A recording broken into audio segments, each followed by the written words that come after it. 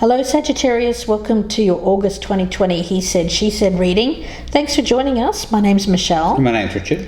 Let's get started with your reading. This is for Sun, Moon, Rising and Venus signs. From the Witch's Oracle, you have the card of Candle. Now Candle, what do you think of? Well, you think of fire, right? You think of flame, shining a light in the darkness, radiating. We also have the card of Geneva, she who radiates, knowing, ambition, confidence. So the energy around you is one of confidence, shining your light out into the world. There is a strength around you this month, an ambition, a desire. But of course, when we also speak about the candle, a candle can burn out, it can be extinguished. So you want to be sure that you're using your energy management wisely and you don't bite off more than you can chew. Now, Richard has pulled a card from the Mausolea Oracle. It's a card of the Morrigan, and this is a tester of heroes. But sometimes she can be distracting while she tests others. So let's see where this goes, Sagittarius. Either side can resonate, and if you're cross-watching, this could be a Sagittarian that you're dealing with. I've got the Three of Cups at the bottom of the deck. I've got the Hermit. Okay, so let's see. We'll cut these cards. Already meditated on the energy. Let's take a look. We'll start with the status of this relationship, how you are viewing this person, the strengths, the challenge of the relationship, advice on what to do, what not to do, what's hidden or unexpected, and the potential outcome. Okay, status of the relationship. How this person views you, Sagittarius. Strengths, weaknesses, what this person should keep doing, what they should stop doing, what's hidden for this person, and the outcome if nothing changes. The Emperor. I feel that's the other person. It's interesting. Tester, right? A tester. Whether they'll rise to your level, whether they'll rise to the challenge, whether they can be your Emperor. Who's testing who? Who's testing who? Alright, looking over here. 5 Cups in the reverse. Tells me it's somebody who's getting over some sort of regret that they've had from past events. So a healing energy is what I'm getting there, especially when I saw that Hermit on the bottom of the deck as well. Let's have a look and see how you are viewing this person. High Priestess. Isn't that interesting? You know, the energy around this, when I'm looking at all of these cards, is High Priestess energy. It's about knowing yourself. It's about being confident in who you are. And the thing is, when you are someone who's very confident, self-aware, has that inner knowing, there's a feeling here of people around you who are attracted to you. Now, some people are going to be intimidated by that confidence, but some people won't. And I feel that there is someone around you, this Emperor character here, Sagittarius, who sees your worth, that knowing, sees your ambition, your confidence as a good thing, and isn't intimidated by that. So there's a feeling here of testing someone out, seeing if they can be on your level. All right. Looking over here, I see the King of Pentacles as how they're viewing you, Sagittarius. That's stability, prosperity, success. Let's have a look and see what the strength is. We've got the Queen of Swords. I like that for you, Sagittarius, because this is that knowing. This is knowing who you are. This is being very sure. When we talk about the card of Candle, the energy around that is the throat chakra. The vibration here is one of speech.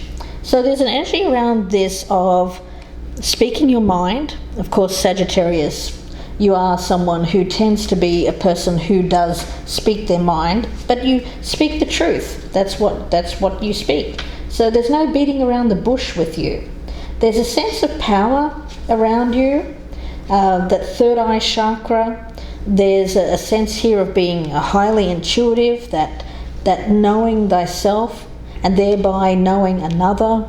There's also a feeling around ambition that isn't being denied. And the feeling that I'm getting around you is how you present to the world.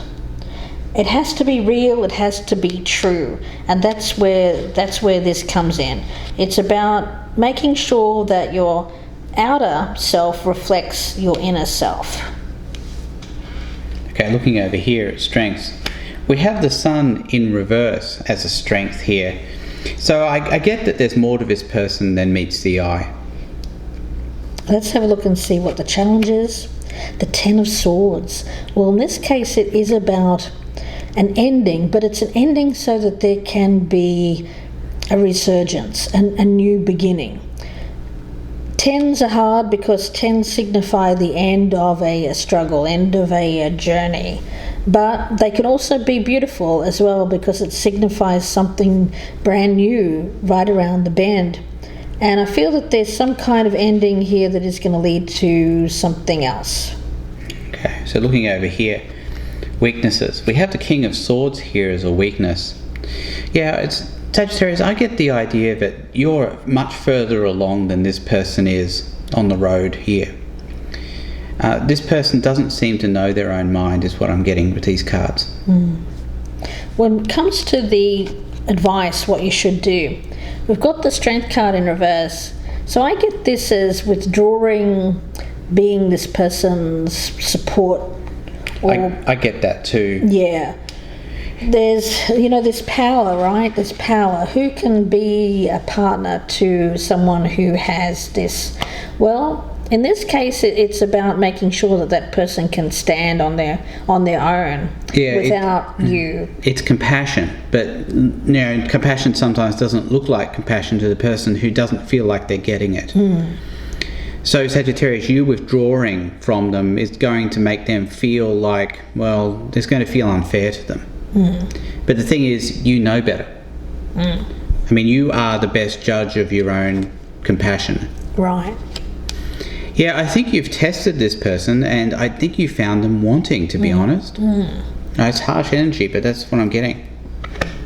Over here, what this person should do, we have the Ten of Wands in the reverse here. So it's about letting go of their burdens.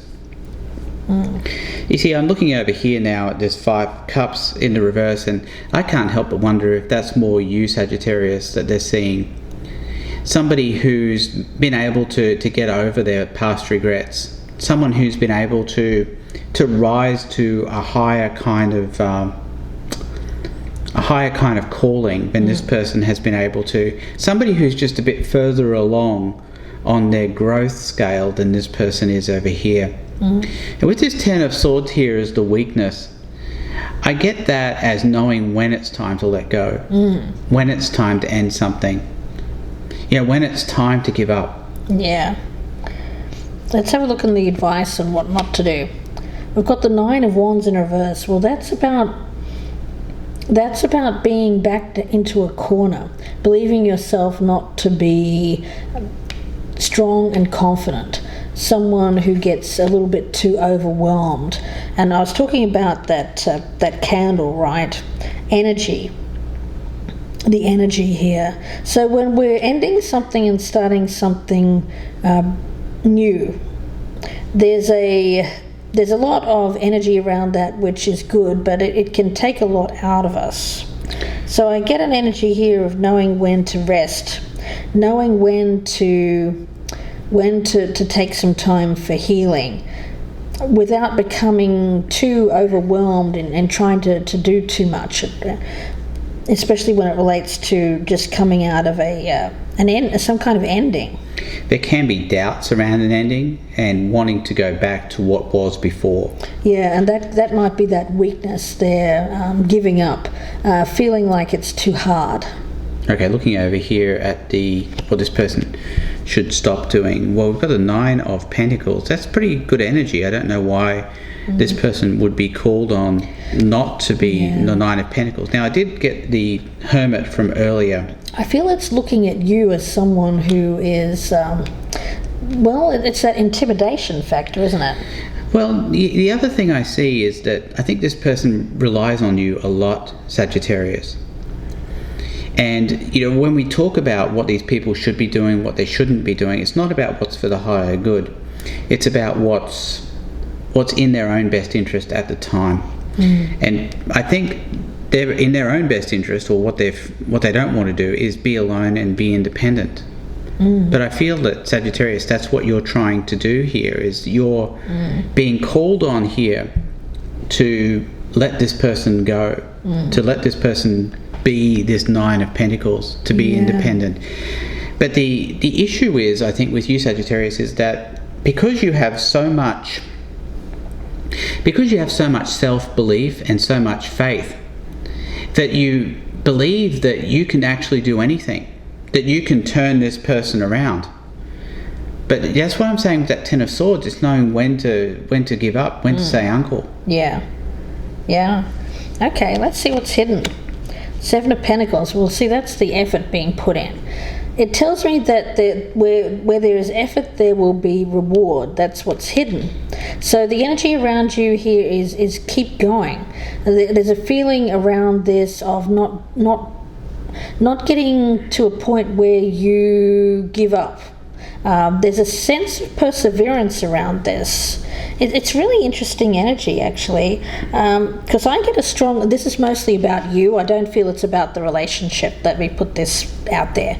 I feel this is you. This is you not giving up on yourself, what you want to create, the life that you want to create for yourself. It's not about the relationship. Which may or may not involve this person here. Yeah, it's not in being inclusive. It's actually being exclusive. It's about putting yourself first. It's about making sure that what you're putting energy and effort into is the right thing, and it has to do with you and your ambition, something that you're working towards. It could be a business, it could be a creative project, whatever it is that you feel passion for, that sense of self, right? This is you continuing to put effort into that, but making sure that you don't spend so much time there that you get a bit worn out, because we've got the Candle. So that speaks to me of something that you have the energy for it, but you also have to make sure that you have patience, that you don't give up, and that you persevere with this. But it's more about yourself here, Sagittarius, not really about this relationship. If there's someone around you, I think you're willing to have them jump on board your train, but they're not the focus for you. No, and your energy is not about taking care of them. The other thing that's important to note about a candle, while it's shining brightly, that's great, but the thing is that candles are finite.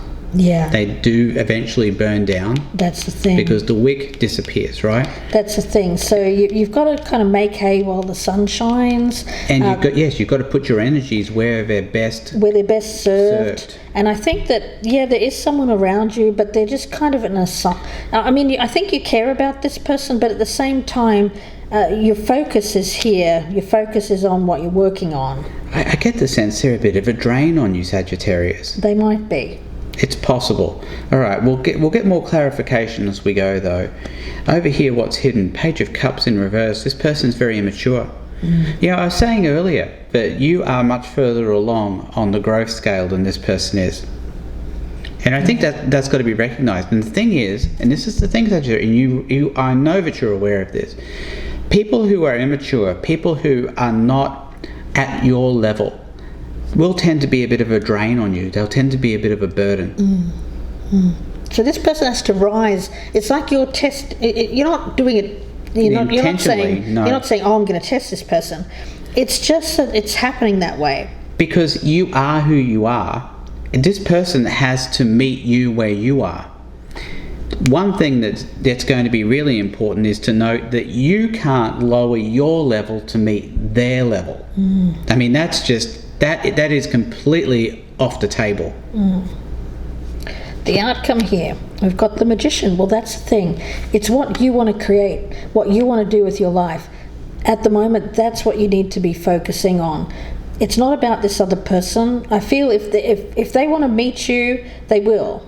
If they want to jump on board your train here, they will. But it's you're not going to put that much effort into it. That's what I feel. Your effort is more about this. It's either a business or a project something that you have ambition towards, and you're definitely being true to yourself. It's you're following your intuition, and I get you being very sure of the way ahead. I get that. The only thing that I have around you is being frustrated about results. I get some frustration and potentially giving up before you get to the reward. But this is telling me you're going to get to the reward. So don't give up, keep going. What's interesting though is this person is the King of Pentacles in the upright. Now, I was initially thinking that was you, Sagittarius, but I think this is more their energy. But their weakness is the King of Swords here. Judgment. As being the weakness here. So while they seem to be fine, I think from a financial standpoint, this is a person who seems to be good with their money, who seems to be trustworthy, not corrupt as far as finances and that kind of thing goes. But as far as their judgment goes, their ability to make good decisions about other areas of their life, I question that with this King of Swords here. And, in the end, Sagittarius, you don't really have time for that kind of person, especially somebody whose strength is the Queen of Swords in the upright. All right, so let's look at what we have here. We have the Four of Swords as being the outcome. So this person here looks like they need to take some time out and grow. They need to grow up, but they need to do so in an environment where they're, I think, set apart from everybody else. And that's what I'm seeing here with this Strength card here in the reverse as to what you should do. And that's about letting this person grow up on their own. Yeah. Fire element, candle flames. Yeah. The energy around this also can be one of sacrifice. Being sure that if you're making sacrifices, they are for the benefit of the greater good. So you may be sacrificing love here, or sacrificing your love life, or sacrificing this relationship for your greater good. And possibly the greater good of the other person as well, yes. Yeah. That's exactly what I was going to say. So let's see where this goes in the extended reading, Sagittarius. If this one's resonating, please do join us. The link is down below in the descriptions box, and that will be on the Vimeo channel. If you are resonating with this, we'll be doing a lot of clarification, a lot of in-depth clarification, doing some Lenormand readings, as well as looking at oracle cards as well for guidance for the future. So again, please do join us if this one's resonating. The link is down below. If you would prefer a personal reading, you can email me, gypsyinsights@gmail.com.